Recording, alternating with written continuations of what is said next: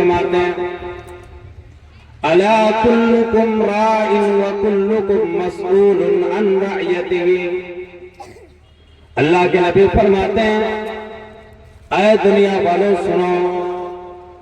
اللہ نے جس شخص کو بھی اللہ نے ذمہ دار بنایا ہے، چاہے وہ ذمہ دار کسی ایک گھر کا ہو، کسی ایک گاؤں کا ہو، کسی ایک پنچایت کا ہو، یا کسی ایک ضلع کا اللہ نے آپ کو ذمہ داری دیا ہے، کسی ایک دیش کا اگر اللہ نے آپ کو ذمہ دار بنایا ہے، سن لو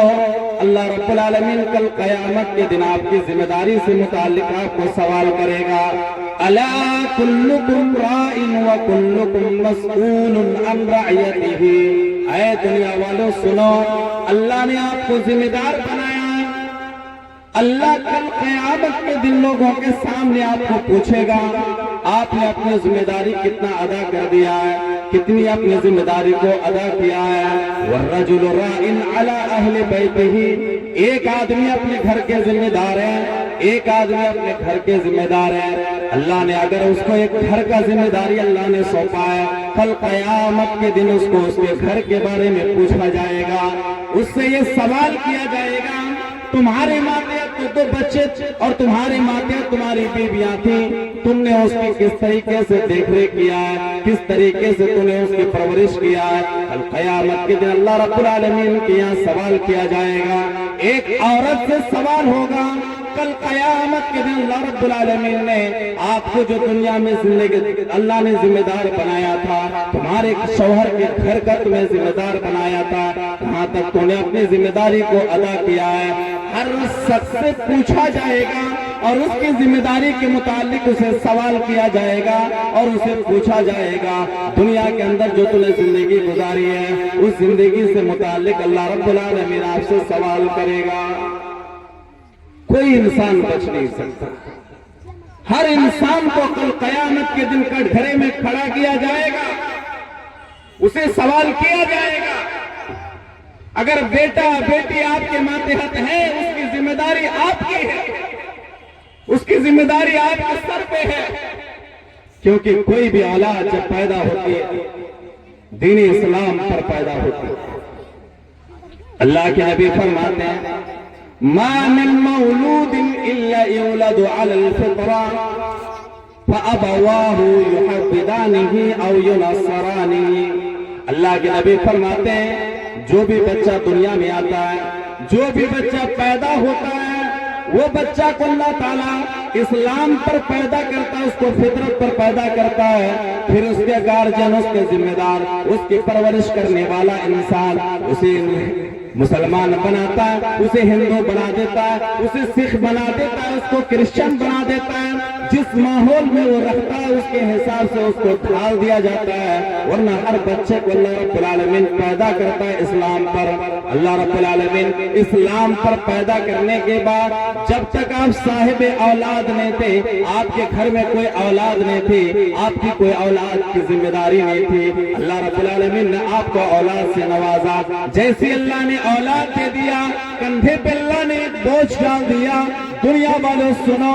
اتنا دن تک تم نے اپنی ذمہ داری ادا کیا ہے، تم نے اپنے ماں باپ کی ذمہ داری ادا کیا ہے، آج تمہارے گھر میں ایک بچہ پیدا ہو گیا، اس بچے کی ذمہ دار بھی تم ہے، اب تم کو اس کو دیکھنا ہے، تم کو اس کو دیکھ ریکھ کرنا۔ اگر تمہارے بچے کہیں شراب پی رہا ہے، اگر تمہارے بچے کسی جگہ پر کوئی اسلام کے خلاف کوئی کام کر رہا ہے، کل قیامت کے دن اللہ رب العالمین بھی آپ سے سوال کرے گا۔ اسی لیے اللہ رب العالمین فرماتا ہے یا ایھا الذین آمنوا قوا انفسکم واہلیکم نارا، اللہ فرماتا ہے اے ایمان والو،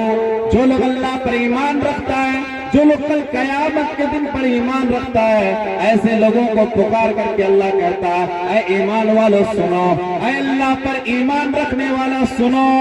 قوا انفسکم واہلیکم نارا، تم اپنے آپ کو جہنم کی اس آگ سے بچا لو، تم اپنے اولاد کو جہنم کی آگ سے بچا لو، اپنے ماتحت رہنے والے لوگوں کو جہنم کی آگ سے بچا لو، جہنم کی اس دہکتی ہوئی آگ سے بچا لو جس آگ کا ایندھن کل قیامت کے دن انسان کو بنایا جائے گا، جس آگ کو جلائی جائے گی تو دنیا کے انسان سے اللہ تعالیٰ آگ کو جلائے گا۔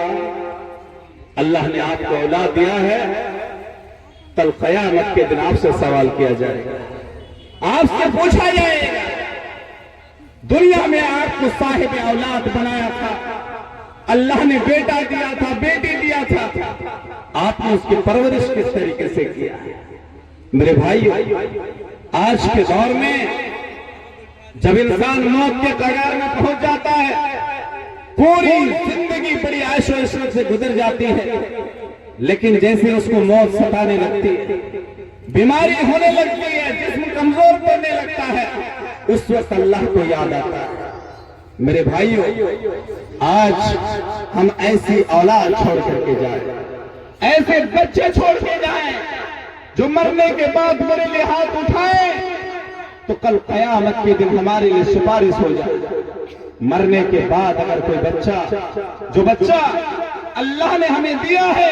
یہ اللہ کی بہت بڑی نعمت ہے، اسی لیے بچہ پیدا ہونے سے پہلے ہی ماں باپ کو دعا کرنی چاہیے۔ حضرت ابراہیم علیہ السلام اللہ رب العالمین کے ایک جلیل القدر انبیاء، جلیل القدر نبی تھے، 80 سال کی عمر ہو گئی، گھر میں کوئی اولاد نہیں تھی، اللہ رب العالمین سے دعا کر رہا ہے۔ حضرت ابراہیم اللہ رب العالمین کے سامنے گڑ گڑانے لگتا ہے، اللہ کو کہتا ہے اللہ سب کے گھر میں بچوں کی آواز گونج رہی ہے، سب کے گھر میں بچے، اے اللہ میرے گھر میں کوئی بچہ نہیں ہے، اے اللہ رب حب لی من الصالحین، اے اللہ مجھے کوئی نیک اولاد عطا فرما۔ اللہ رب العالمین حضرت ابراہیم علیہ السلام کو 80 سال کی عمر میں اللہ نے ایک اولاد دیا، ایک بیٹا اللہ رب العالمین نے دے دیا، اور بیٹا دینے کے بعد اللہ نے حضرت ابراہیم کو ایسے نہیں چھوڑ دیا، اللہ رب العالمین نے 80 سال کی عمر میں حضرت ابراہیم علیہ السلام کو ایک لڑکا دیا۔ حضرت ابراہیم کو اس بچے سے بہت زیادہ محبت ہونے لگی، اتنی محبت ہونے لگی، بہت زیادہ اس سے محبت کرنے لگے۔ اللہ رب العالمین حضرت ابراہیم علیہ السلام کو ایک آزمائش میں مبتلا کر دیا، اللہ رب العالمین حضرت ابراہیم کو آزمائش میں ڈال دیا، اور ابراہیم سے کہا اللہ تعالیٰ نے، جیسے وہ بچہ چلنے پھرنے لگا، حضرت ابراہیم کی محبت بڑھ رہی تھی، اللہ رب العالمین کی طرف سے آزمائش آیا، اے ابراہیم اپنے بچے کو اللہ کے راستے میں قربان کر دو، اللہ کے راستے میں ذبح کر دو۔ ایک بچہ 80 سال کی عمر میں ملی ہے، اللہ کا وعدہ آیا، باپ نے اپنے بیٹا سے ذکر کیا، اے بیٹا اللہ کے جانب سے آرڈر آ گیا ہے، اللہ کے جانب سے حکم آ گیا ہے، بیٹا ذبح کرنے کا حکم آیا ہے۔ بیٹا بھی اللہ والا تھا، بیٹا بھی اللہ کو ماننے والا تھا، بیٹا فوراً جواب دیتا ہے، اے اللہ نے جو حکم، اے میرے باپ جو اللہ نے حکم دیا ہے آپ کر ڈالیے، ستجدنی انشاءاللہ، اے میرے باپ اللہ نے جو آپ کو حکم دیا ہے آپ اس کو کر ڈالیے، انشاءاللہ آپ مجھے صبر کرنے والا پائیں گے، انشاءاللہ آپ مجھے صبر کرنے والا پائیں گے۔ اللہ اولاد دے کر کے اللہ تعالیٰ آسمان پر آپ ایسی اولاد تیار کریں جو مرنے کے بعد بھی آپ کے لیے کام آئے، ایسی اولاد آپ کو تیار کر کے دنیا سے جانا، کیونکہ اولاد کی جو ذمہ داری اللہ نے ہمارے کندھوں میں دیا ہے، آج پورے معاشرے کو ٹٹول لیا جائے، پورے معاشرے کو اگر ٹٹول کر کے دیکھ لیا جائے، پتہ چلے گا ہماری اولاد آج موبائل میں برباد ہو رہی ہے، ہماری اولاد فری فائر نام کی گیم میں برباد ہو رہی ہے، ہماری اولاد طرح طرح کے گیمز میں اپنی زندگی کو کھپا رہی ہے، ختم کر رہی ہے، لیکن ہم کو خبر نہیں ہے۔ میرے بھائی، ایک گناہ جو پرائیویٹ کی گناہ ہے، جو بچہ رات کے اندھیرے میں گھر بند کر کے، روم بند کر کے پرائیویٹ میں چلا جاتا ہے، ماں باپ کی کوئی نگرانی نہیں ہوتی، رات کے 12 بجے کہیں چوہارے میں بیٹھ کر کے اپنے دوستوں سے بات کر رہا ہے، موبائل میں اپنی زندگی بتا رہا ہے، ماں باپ کو کوئی خبر نہیں ہے۔ میرے بھائی، اسی لیے اللہ کے نبی فرماتے ہیں قیامت کے دن ایک آدمی ایسا بھی آئے گا جس کے پاس نماز کی کوئی کمی نہیں ہوگی، روزے کی کوئی کمی نہیں ہوگی، یأتون قیامت کے دن یہ قوم آئے گی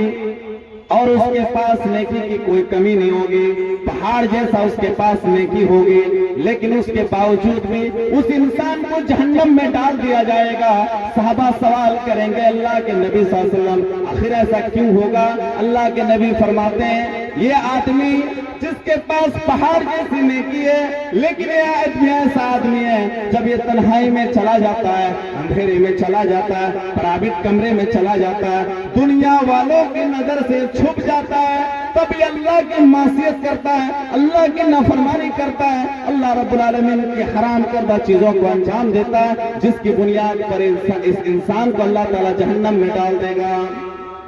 آخری حدیث پیش کرنے کے بعد میں اپنی بات ختم کروں گا۔ میرے بھائیوں، میں نے کہا ایسی اولاد تیار کیجئے جو اولاد آپ کے مرنے کے بعد بھی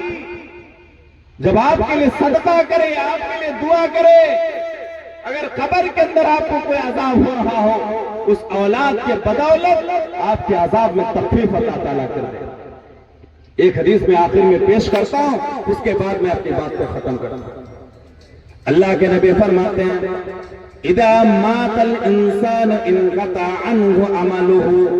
الا من ثلاث صدقة جارية او علم ينتفع به او ولد صالح يدعو له۔ اللہ کے نبی فرماتے ہیں جیسے انسان دنیا میں آیا، دنیا میں آنے کے بعد جو کچھ بھی کام کیا، ہر کام کے بدلے میں اللہ تعالیٰ نے اس کے لیے نیکی متعین کر کے رکھا ہے۔ نماز ادا کرے گا اس کو نیکی ملے گی، روزہ ادا کرے گا اس کو نیکی ملے گی، وہ حج کرے گا نیکی ملے گی، اللہ کے راستے میں صدقہ کرے گا نیکی ملے گی۔ لیکن جیسے ہی دنیا سے چلا جاتا ہے، موت جیسی بیماری آ جاتی ہے، اس کی جو دنیا کی زندگی ختم کر دیتی ہے، اس کے بعد اس کے سارے اعمال بند کر دیا جاتا ہے، سارے اعمال کا ثواب بند ہو جاتا ہے، مگر 3 اعمال ایسا ہے، 3 کام ایسا ہے اگر کوئی زندہ رہتے ہوئے کر کے چلا گیا، اس کے مرنے کے بعد بھی اس کا ثواب پہنچتا رہے گا۔ پہلا کام یہ ہے کہ اگر کسی انسان نے کوئی سنستھا کھول دیا،